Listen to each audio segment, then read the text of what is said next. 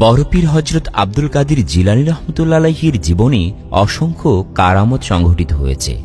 একবার এক বসন্তকালে বড়পীর হযরত আব্দুল কাদির জিলানী রহমতুল্লাহ আলাইহি ভ্রমণ করতে করতে একটি গ্রামে পৌঁছলেন। সে গ্রামে একজন ধার্মিক তাঁতি বাস করতেন। নিজের হাতে উপার্জিত হালাল বস্তু দ্বারা তিনি জীবিকা নির্বাহ করতেন। তিনি মকমলের মূল্যবান বস্তু তৈরি করে আমির উমরাদের কাছে উচ্চ মূল্যে বিক্রি করতেন। বড়পীর যখন তার তাঁতঘর অতিক্রম করছিলেন, তখন সে তাঁতি তাকে সালাম জানিয়ে ভক্তি সহকারে তাকে আসন পেতে দিলেন। ভক্তের শ্রদ্ধা ও ভক্তির মূল্য রক্ষার্থে বড়পীর আসন গ্রহণ করলেন। এদিকে তাঁতি বড়পীরকে বসাতে পেরে খুবই খুশি হলেন, কিন্তু ভাবতে লাগলেন বড়পীরকে কিভাবে সম্মান করবেন। শেষে সিদ্ধান্ত নিলেন তার নিজের হাতে তৈরি একখানা মকমলের কাপড় তাকে উপহার দেবেন। এরপর মকমলের একটা থান বড়পীরের হাতে সমর্পণ করলেন এবং বললেন, এটা আমার নিজ হাতে তৈরি, অনুগ্রহ করে আমার এই উপহার গ্রহণ করুন, আর আমি নিজেকে ধন্য মনে করব। ভক্তের উপহার সাদরে গ্রহণ করে সেখান থেকে বড়পীর বিদায় নিলেন। বড়পীর চলে যাওয়ার পর সেই তাঁতি মনে মনে শপথ নিলেন প্রতি বছর 2খানা মকমলের থান তৈরি করবেন, একখানা বড়পীরকে হাদিয়া হিসাবে দিবেন এবং অন্যখানা বিক্রি করে তার জীবিকা নির্বাহ করবেন। এদিকে উক্ত তাঁতির একজন প্রতিবেশী ছিল, যে কিনা সবসময় ওই তাঁতিকে হিংসা করত। তার এই সরল জীবনযাত্রা তার কোনোভাবেই সহ্য হতো না, তাই ওই হিংসুক সবসময়ই তার বিরুদ্ধে লেগে থাকত। এবারে ওই হিংসুক নজদের বাদশার কাছে অভিযোগ করল, হে বাদশাহ নামদার, যে তাঁতি আপনাকে মকমলের থান সরবরাহ করে, সেই তাঁতি প্রতি বছর 2খানা মকমলের থান তৈরি করে। যে থানখানা উত্তম সে তার পীরকে নজরানা হিসাবে উপহার দেয়, অথচ অপেক্ষাকৃত খারাপ থানটি আপনার কাছে উচ্চ মূল্যে বিক্রি করে। আপনি এ কথা জানেন না বিধায় আপনার কাছে জানাতে এসেছি। এ কথা শুনি অহংকারী বাদশাহ ক্রোধে দিশাহারা হয়ে গেল। সাথে সাথে দূত পাঠিয়ে সেই ধার্মিক তাঁতিকে রাজপ্রাসাদে ডেকে আনলেন। বাদশাহ তাকে কঠিন স্বরে জিজ্ঞেস করল, জানতে পারলাম প্রতি বছর তুই 2খানা মকমলের থান তৈরি করিস, এর মধ্যে ভালো যেটা সেটা রাস্তার ফকির পীর দরবেশকে নজরানা দিস, আর অপেক্ষাকৃত যেটা খারাপ সেটা আমাকে দিস, অথচ উচ্চ মূল্য নিস। রাস্তার পীর ফকিরদের এত মূল্যবান কাপড়ের প্রয়োজন হয় না। ভবিষ্যতে এমন করলে তোকে উপযুক্ত শাস্তি দেব। বাদশার মুখে এমন কথা শুনে তাঁতি খুব ব্যথিত হলেন, কিন্তু বাদশার এমন ঔদ্ধত্যপূর্ণ আচরণের কোনো প্রতিবাদ করতে পারলেন না। মনের ব্যথা মনে নিয়েই নীরবে বাড়ি চলে আসলেন। পরের দিন বাদশাহের কথা পীর সাহেবকে জানানোর জন্য পীর সাহেবের বাড়িতে উপস্থিত হলেন সেই তাঁতি। এরপর সমস্ত ঘটনা বড়পীরকে খুলে বললেন এবং আরজ করলেন, হুজুর, এই বাদশাহকে উপযুক্ত শাস্তি প্রদান না করলে অনেক নির্দোষ লোক তার কাছে লাঞ্ছিত হবে। এদিকে বড়পীর হযরত আব্দুল কাদির জিলানী রহমতুল্লাহ আলাইহি শিষ্যের মুখে এমন কথা শুনে মনে মনে ব্যথা পেলেও প্রকাশ করলেন না। শিষ্যকে বললেন, বাবা, আমরা পীর ফকির গরিব লোক, আমির ওমরারা আমাদেরকে এ ধরনের কথা বললে তাতে আমাদের কি আসে যায়? ধর্মের ব্যাপারে তারা উদাসীন এবং অজ্ঞ বলেই পীর দরবেশকে তুচ্ছ করে। বড় পীরের মুখে এমন কথা শুনে শিষ্য উদাস মনে বাড়ি ফিরে গেলেন। এদিকে বাদশাহ ওই তাঁতিকে বেশ অত্যাচার জুলুম করতে লাগল।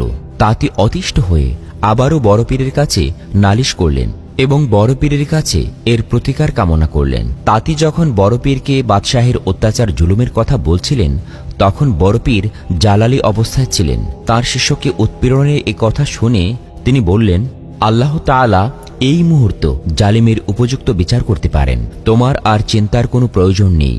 এরপর বড় পীর একটি কাগজে ওই নজদ শহরের একটি চিত্র এঁকে তার শিষ্যকে দিলেন, যাও, এই তাবিজটি মাটির পেয়ালা দ্বারা চাপা দেওয়ার সময় বলবে, হে জালিম বাদশাহ, তুমি তোমার দল বল নিয়ে এর মধ্যে অদৃশ্য হয়ে যাবে। মনে রাখবে, পেয়ালা যদি কেউ না উঠায় তাহলে কেউ এই পেয়ালা হতে মুক্তি পাবে না। তাঁতি তাবিজ এবং পেয়ালা নিয়ে বড় পীরের কাছ থেকে বিদায় নিলেন। বাড়ি এসে বড় পীরের নির্দেশ মতো তাঁতি যখন পেয়ালা দিয়ে তাবিজখানা চাপা দিলেন, জালিম বাদশাহ এবং তার অনুসারীরা অদৃশ্য হয়ে গেল। ইতিপূর্বে নজদের বাদশাহের ধার্মিক পিতা মক্কায় হজ করার জন্য গমন করেছিলেন।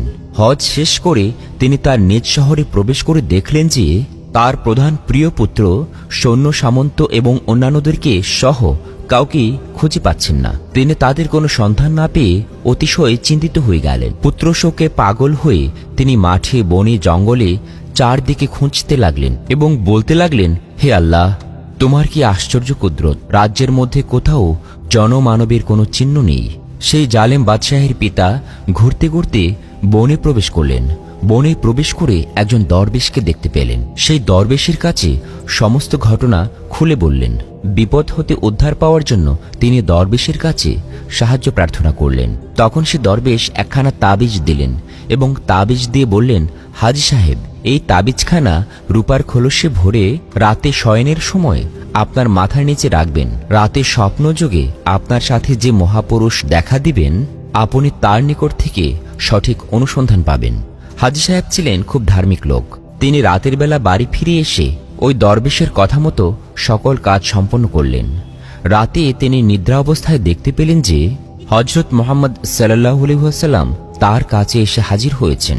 হযরত মুহাম্মদ সাল্লাল্লাহু আলাইহি ওয়াসাল্লামকে তখন তিনি তার দুঃখের কথা বললেন। তার দুঃখের কথা শুনে নবীজি সাল্লাল্লাহু আলাইহি ওয়াসাল্লাম দয়াময় আল্লাহ তাআলার নিকট দোয়া করলেন। তখন গায়েব হতে আওয়াজ আসলো, হে আমার প্রিয় হাবিব, যে আমার প্রিয় বান্দা বড়পীর আব্দুল কাদির জিলানীর সাথে শত্রুতা রাখে এবং লোকদের উপর অত্যাচার জুলুম করে, তার শাস্তি এমনই হওয়া উচিত।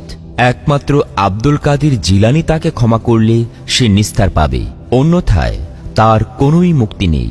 হযরত মুহাম্মদ সাল্লাল্লাহু আলাইহি ওয়াসাল্লাম সমস্ত ঘটনা অবগত হয়ে বড়পীর আব্দুল কাদির জিলানী রাহমাতুল্লাহি আলাইহির কাছ থেকে নজদের বাদশাহের অপরাধ ক্ষমা করিয়ে নিলেন।